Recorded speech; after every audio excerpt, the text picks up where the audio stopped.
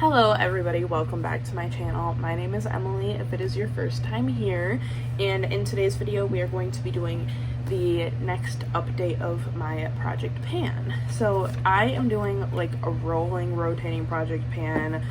I don't know if I'll ever end this. Maybe I'll just keep going for the rest of my life. Who knows? My hair looks really bad. I've had this ponytail in since like 5:30 this morning when I went to work, and then I slept on it and then didn't fix it. So there is that. We're going to ignore it, and I'm just going to jump right into the video. We have quite a bit to talk about today. I do want to also say that I am trying to get a lot better at taking before and after pictures.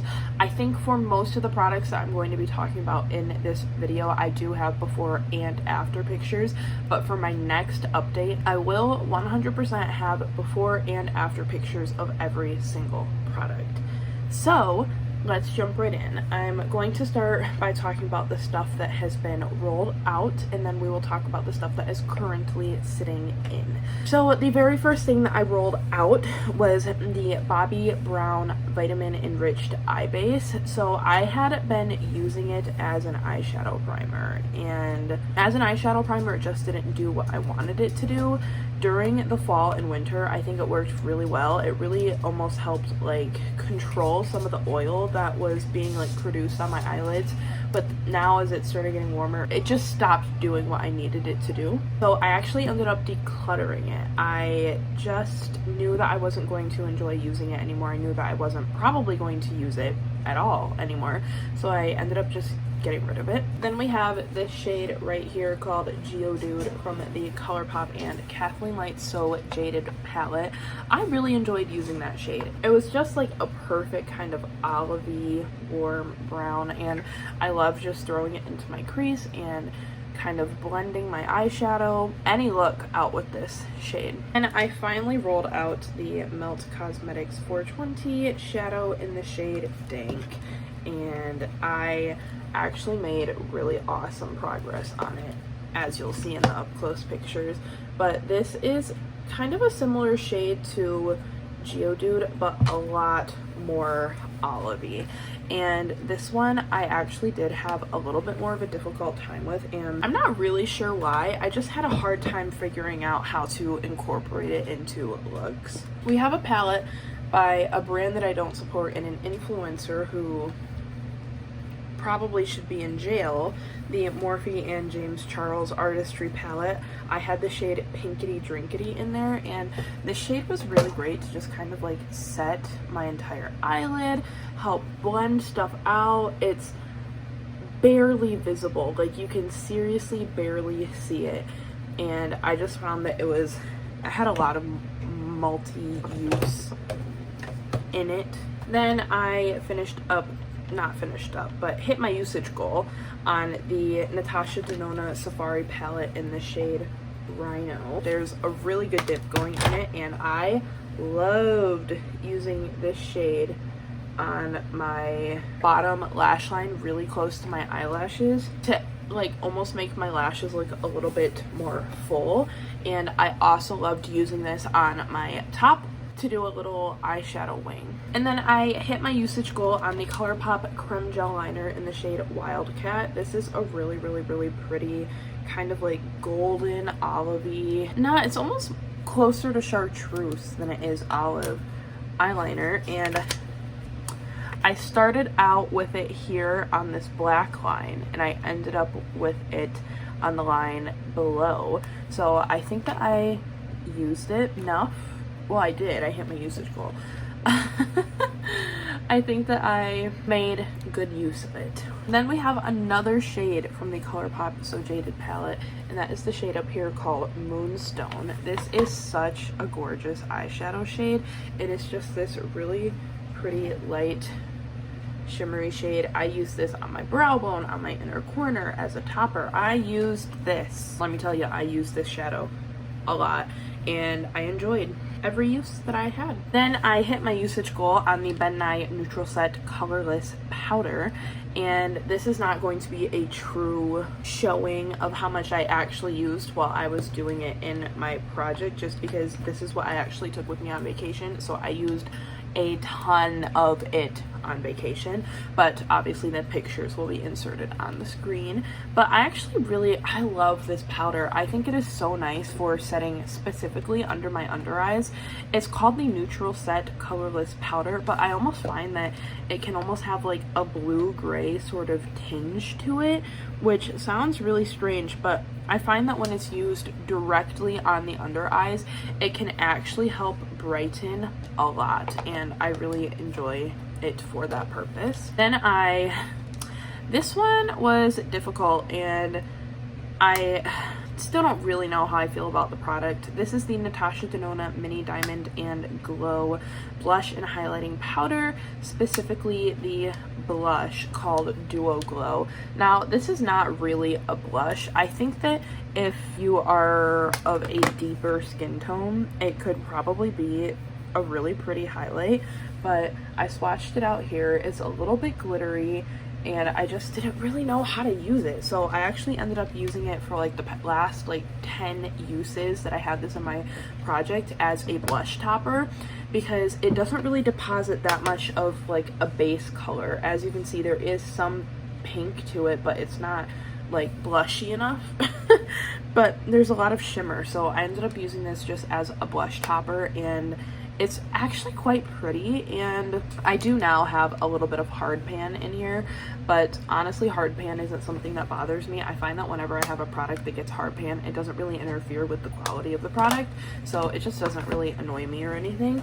So those are all the products that I hit my usage goals on, and quite honestly, there probably would be more if I hadn't have gone on vacation and left all of my Project Pan products behind. But now we are going to get into the things that are in the current project. So I actually have both of my Natasha Denona palettes in here for a single shade from each palette. So the first palette is the Norvina palette, and usually for the eyeshadows that I pull, I will depot them and put them on my singles palette, but the Anastasia Beverly Hills eyeshadows do not depot. I have tried and I've tried and I've tried, and they don't, and that's okay. So this is the shade Summer from this palette, and it's this really gorgeous kind of like bronzy gold shade, and I've really been loving putting this on this inner like third of my lower lash line. I feel like it adds a really pretty brightness to the eye, and that's how I've been getting the most use out of this. I have used it as a topper a few times as well. Then we have the ABH Soft Glam palette, and from this one I have the shade Fairy, which is a really pretty kind of duochrome gold shade. It actually works really well with the shade Summer, except this is a lot more of a true yellow gold. I've so far have used this exclusively as an inner corner highlight. I'm currently wearing it that way right now, but it's been a while since I've done my makeup, so it's probably worn off. But it is a really, really gorgeous eyeshadow. I have the shade Side Effect from the Pure X Raw Beauty Christy palette, and this was a doozy and a half to depot. And because of that, if I ever pull another shade from that palette for this project, I probably will not be depotting it. And I actually ended up like shattering it, and then I pressed it, and it just made the biggest mess. So that's probably not something I'm ever going to do again. But this is the shade Side Effect, and it is the brightest pink ever. And I haven't been struggling as much to incorporate this into looks as I thought that I would. I didn't use it today in this look just because I didn't, but I have used this. I rolled this in, I want to say right before, like the day before I left for vacation, and I've already used it like 4 times, so I feel like that's pretty good for technically really only having it in my project for about 6 days now.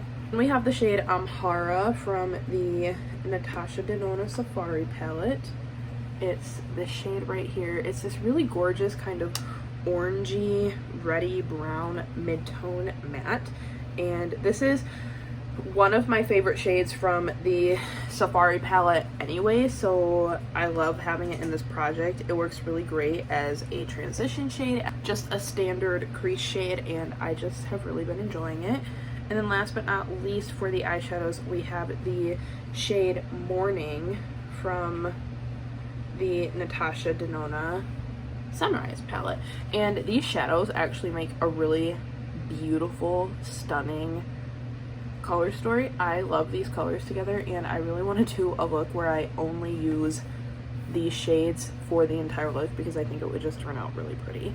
But I've really been, I guess, inspired by the eyeshadows that I have in this current rotation of my project pan, and I'm really excited to be able to keep going with them. So this product has been in here for a really long time now. It is the Lila B Lovingly Lip Tinted Lip Oil in the shade Be Elegant. I actually have a little bit of this topped on top of the lipstick that I'm currently wearing, which is the Givenchy Le Rose Perfecto Lip Balm in the shade 302. And this is a really interesting shade. It's like a neutral brown, but I find that when I apply it, it looks a lot more cool toned on my lips than it does on my hand, which I don't really mind because I find that it is a really nice grounding kind of lip shade. So if I put something on and it's a little bit too warm for the eye look that I have, I can throw some of this on top.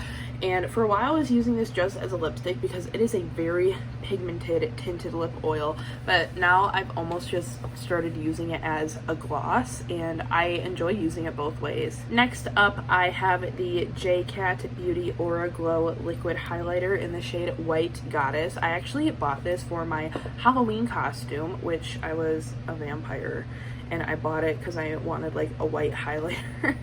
And I actually ended up really thinking it's really pretty. It is a white highlighter, but when you blend it out and sheer it, it is kind of like this gold shade. And the one thing that I will say about this is that it almost leaves a white cast. I'm wearing it today and it almost leaves a white cast when I'm looking straight ahead. It's almost like one of those things where it's like sometimes I think it does, sometimes I think it doesn't, and I just genuinely cannot tell anymore. But I think that it gives a really, really pretty glow. Then I have the ColourPop Super Shock Shadow in the shade Set to Stun. I have been using this to top almost everything for the past like week that I've been using my Project Pan stuff. It's one of the oldest Super Shocks that I have in my collection, but it's also one of the prettiest. I actually bought this for my high school junior year prom, and it's not something that I like particularly want to hit pan on, but I did want to get more use out of it, so I'm really happy that it's in this project, and I find that it just adds the most pretty sparkle to every look. I am also wearing it today. I think I'm wearing almost all the products today. Then we have another powder. This is the e.l.f. something. I just call it the e.l.f. Chloe powder because I don't know the real name of it. I have been loving this. I love this as just a really light dusting all over my face. I find that it just looks really, really pretty, and it just makes me happy. It just makes me happy to apply. It does have a pretty intense, like almost sparkle to it, so I can't really use it to like set my under eyes. I feel like I have swatched so many shimmery things over the same exact spot. It's swatched right here, and so as you can see, like there is a pretty intense like shimmer to it, but I find that when I do dust it pretty lightly all over my face, it doesn't look crazy or anything. And then the last product is something that's actually kind of sad. This is the Glossier Future Dew Oil Serum Hybrid. This is a primer, or at least I use it as a makeup primer.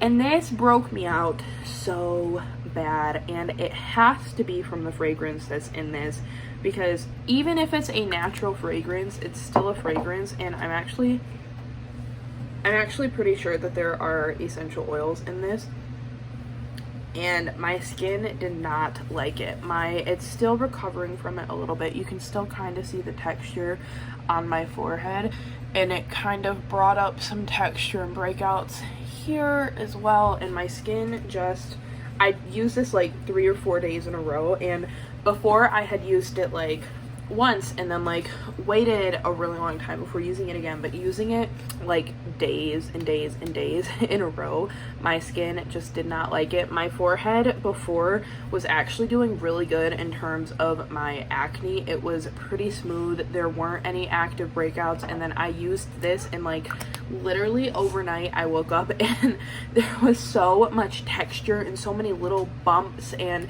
most of them didn't actually come to fruition. They didn't do anything. They kind of just disappeared after I went at them with some AHAs and BHAs, but I just don't think that this is a product that I can have in a project pan. But at the same time, I'm like, I want to be able to use it, so I don't know. Maybe I'll try using it in targeted areas, so on the tops of my cheekbones, bridge of my nose, and avoid some of the areas that it broke out before, so like forehead and like chin area, just because I don't want to break out. But I really like that product, so maybe I'll kind of start using it the same way that I use my Gloss, which is like a targeted highlight underneath my makeup, and maybe I could also use it on top of makeup as kind of like a dewy, juicy little highlighter situation. So that is the current update for my project pan. That is where everything is currently standing. I hope you enjoyed. I'm really enjoying doing these project pans. I honestly just think it is so much fun. And if you enjoyed this video, I hope you will give it a thumbs up and maybe subscribe before you go, and hopefully I will see you in my next one. Bye!